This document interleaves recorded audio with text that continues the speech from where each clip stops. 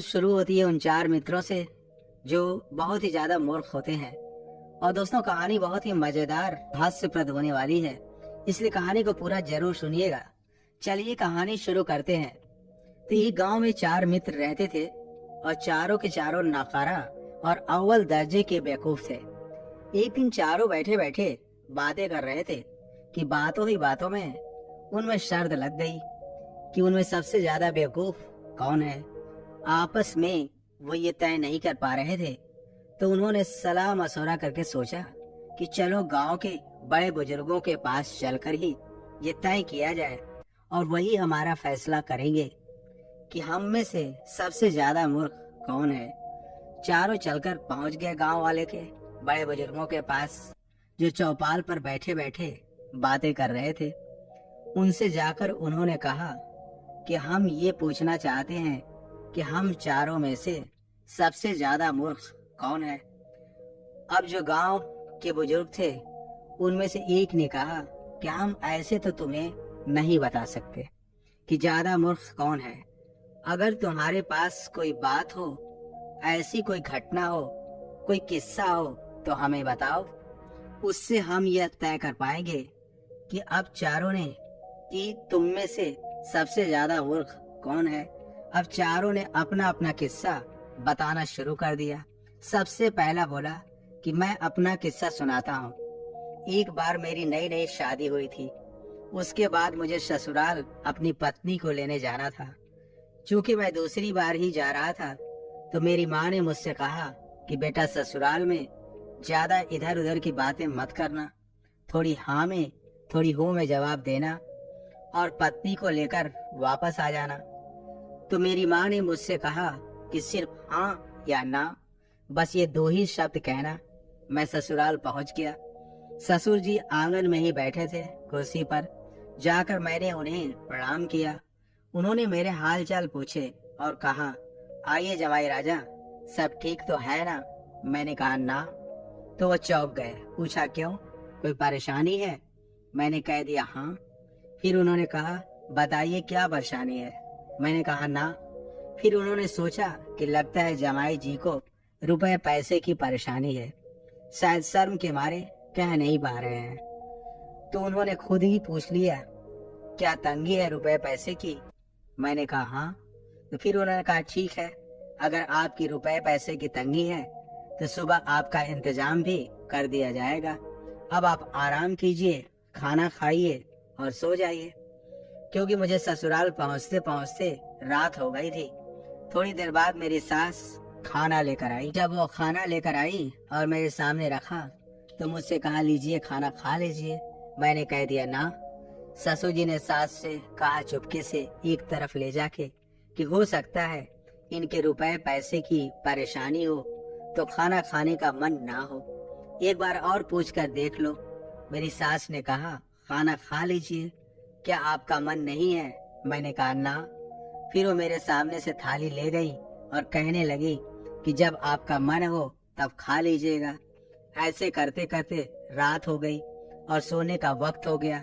सब अपने अपने जगह पर सो गए। दवाई जी को भी एक कमरा दे दिया गया और उनके बिस्तर कर दिए गए। वो भी सो गया, लेकिन उसे नींद नहीं आ रही थी। उसे तो भूख सता रही थी। उसने सोचा, मैंने तो बड़ी गड़बड़ कर दी और ना के चक्कर में मेरा पेट तो भूखा ही रह गया। अब उसने सोचा कि जब तक कुछ खाया नहीं जाएगा तो पेट में दौड़ते हुए चूहे तो मुझे परेशान करते ही रहेंगे। उसे लगा कि उसे उठकर रसोई में कुछ ढूंढ लेना चाहिए, कुछ तो खाने को मिल ही जाएगा। वो उठकर रसोई की तरफ बढ़ा। धीरे धीरे कदमों से अंदर गया, क्योंकि रसोई के बाहर ही एक पलंग पर उसकी सास सो रही थी। अब उसने चारों तरफ रसोई में तलाशना शुरू किया, तो क्योंकि उनके शादी के कुछ ही वक्त पहले हुई थी, तो एक हांडी में लड्डू रखे हुए थे। उसने धीरे से हांडी का ढक्कन उठाया और लड्डू उठाया और मुख में ठूस लिया। और जैसे ही हांडी का ढक्कन वापस रखने लगा तो ढक्कन हाथ से छूटकर गिर गया और नीचे गिरकर टूट गया और उसकी आवाज हुई। तो सास उठकर जल्दी से खड़ी हो गई और वो लड्डू को मुख में रखे जवाई भाग गया और अपने कमरे में घुस गया और चादर ओढ़कर सो गया।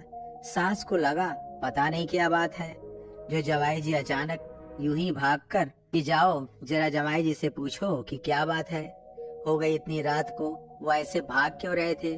उनके साले ससुर जब उनका हाल चाल पूछने उसके कमरे में आए तो वह चद्दर तान कर सो रहा था। उन्होंने चद्दर हटाई और उसे उठाया तो देखा कि उसके मुंह एक तरफ से सूजा हुआ है। उसके सालों ने कहा, माँ ये क्या परेशानी बताएंगे, इनकी परेशानी तो साफ नजर आई है। इनका अचानक क्या हो गया, जब आए थे तब तो बिल्कुल ठीक थे। सास घबरा गई। उन्होंने कहा कि जाओ जल्दी से इन्हें वैद्य जी के पास ले जाओ। साले और ससुरा अफरा तफरी में जमाई को जल्दी से लेकर वैद्य जी के पास चले गए। आधी रात को वैद्य के घर का दरवाजा खटखटाया। वैद्य जी को उठाया और कहा, देखिए इनके मुख में अचानक क्या हो गया है, शाम तक तो बिल्कुल ठीक थे। वैद्य ने इधर उधर देखा और उसने कुछ अपने औजार से या फिर हाथ से उसने एक तरफ सूजन पे हाथ लगाया तो लड्डू खिसक के दूसरी तरफ चला गया। वो चकरा गया। उसने सोचा ये कौन सी बीमारी है, ऐसी क्या परेशानी हो गई जो एक तरफ से खिसक कर दूसरी तरफ चली गई। उसने दूसरी तरफ हाथ लगाया तो लड्डू बीच में आ गया। सबने सोचा तो सब उसको देख रहे थे कि क्या हो रहा है। फिर वैद्य ने उसका मुंह खुलवाया और एक चिमटी अंदर डाली और पकड़कर खींचा तो लड्डू बाहर आ गया। लड्डू बाहर आया देखकर जोर से ठहाका मारकर हंस पड़े। वैद्य को भी हंसी आ गई। ससुर ने पूछा, जमाई जी यह क्या है, आपके मुंह में लड्डू। उसने सारी आप बेटी कह सुनाई। उसके ससुर ने कहा, वाह रे वाह बेवकूफ, ऐसी ही परेशानी थी तो बता दिया होता। और अब आती है दूसरे मित्र की बारी।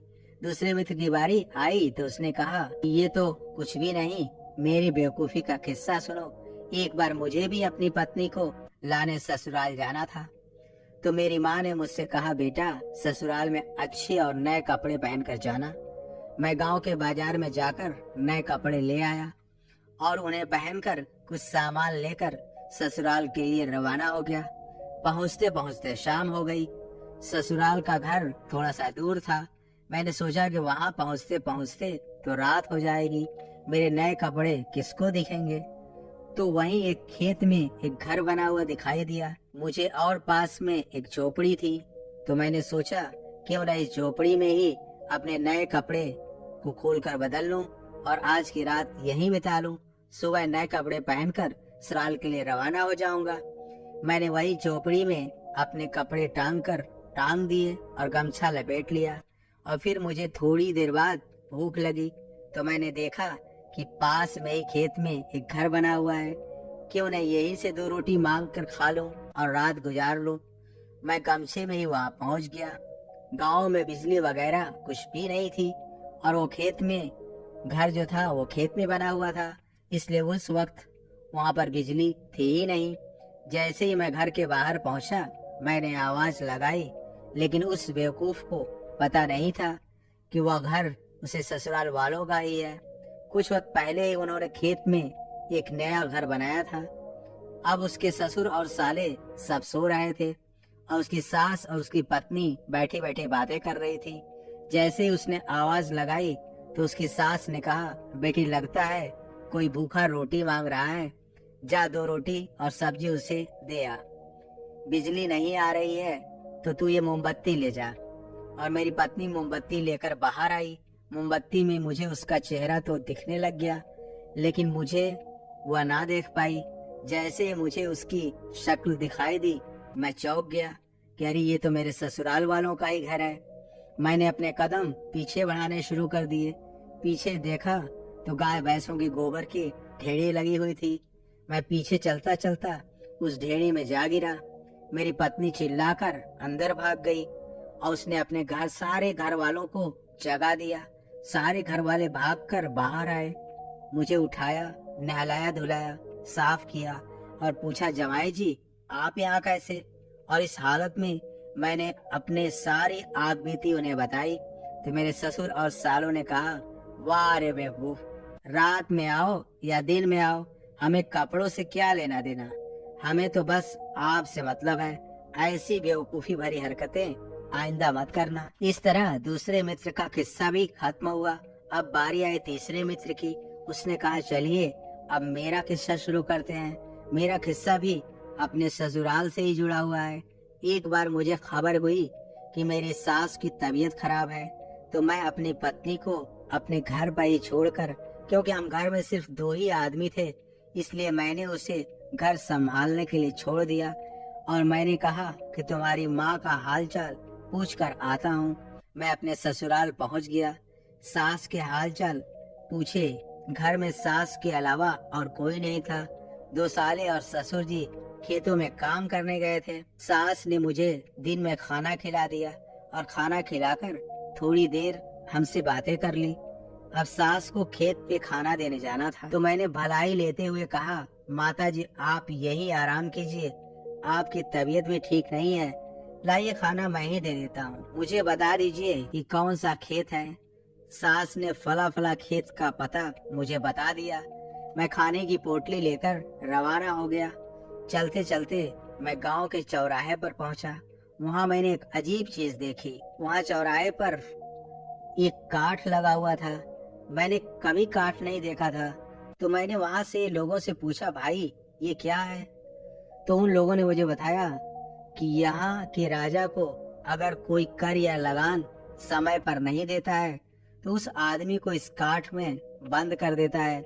मैंने सोचा ये चीज तो पहली बार देखी है, क्यों न इसको इस्तेमाल करके देखा जाए। मैंने रोटी की पोटली वहीं रखी और काठ में अपना सिर दे बैठा।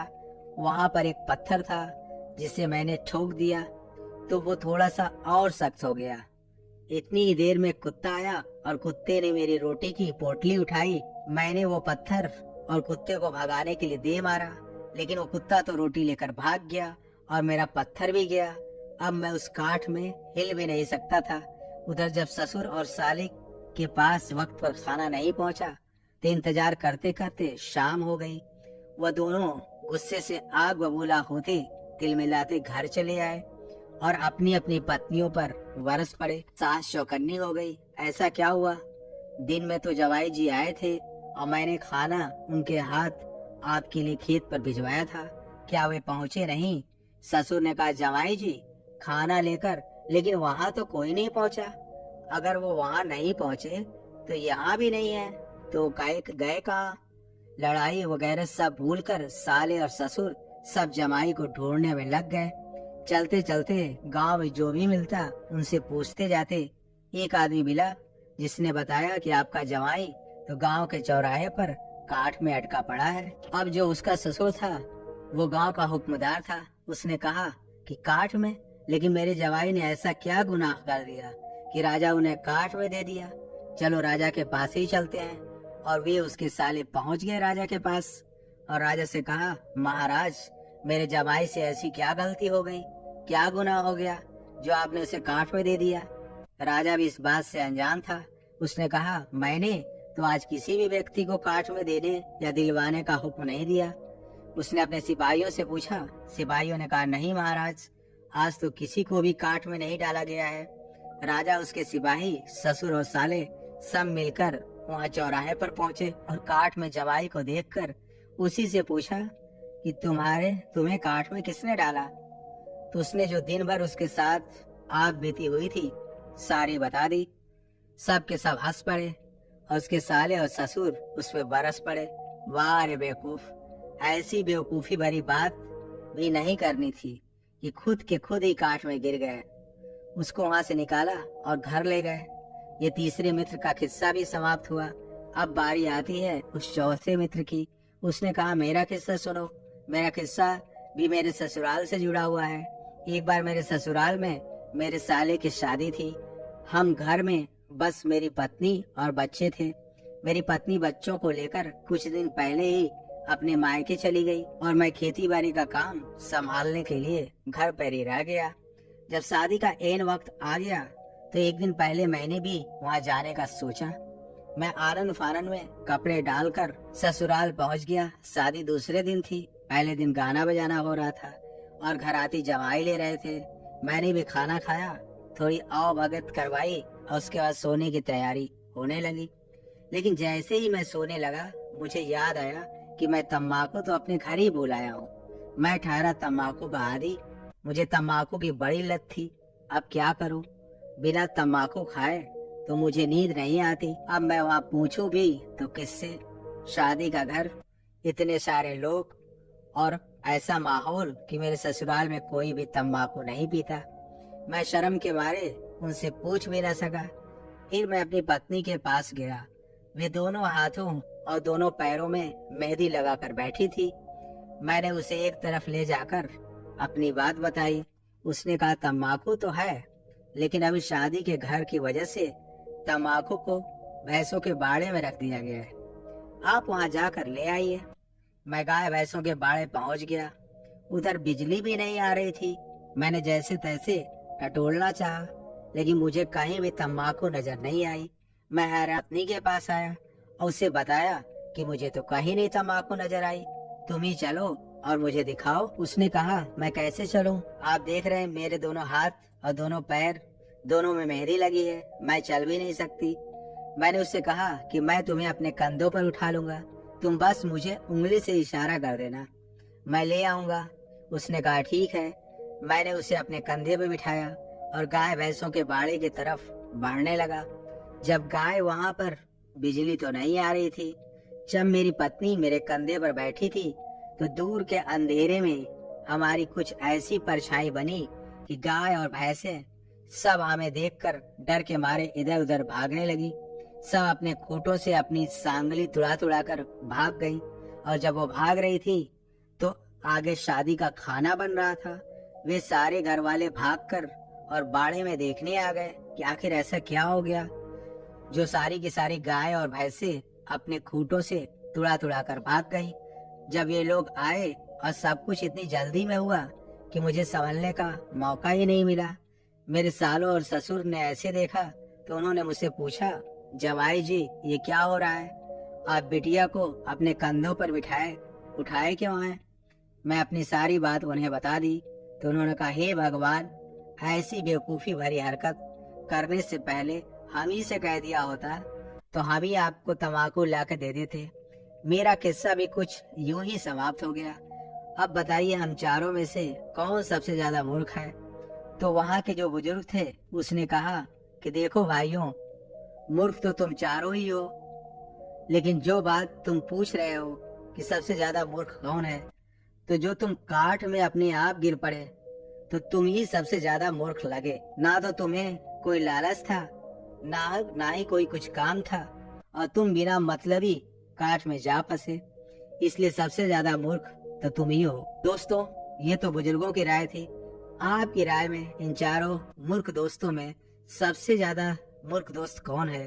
कमेंट बॉक्स में जरूर बताइएगा। और इसी टाइप की मनोरंजक कहानी सुनने के लिए चैनल को जरूर सब्सक्राइब करें। Wish you all the best. Thank you so much और मिलते हैं दोस्तों अगले वीडियो में।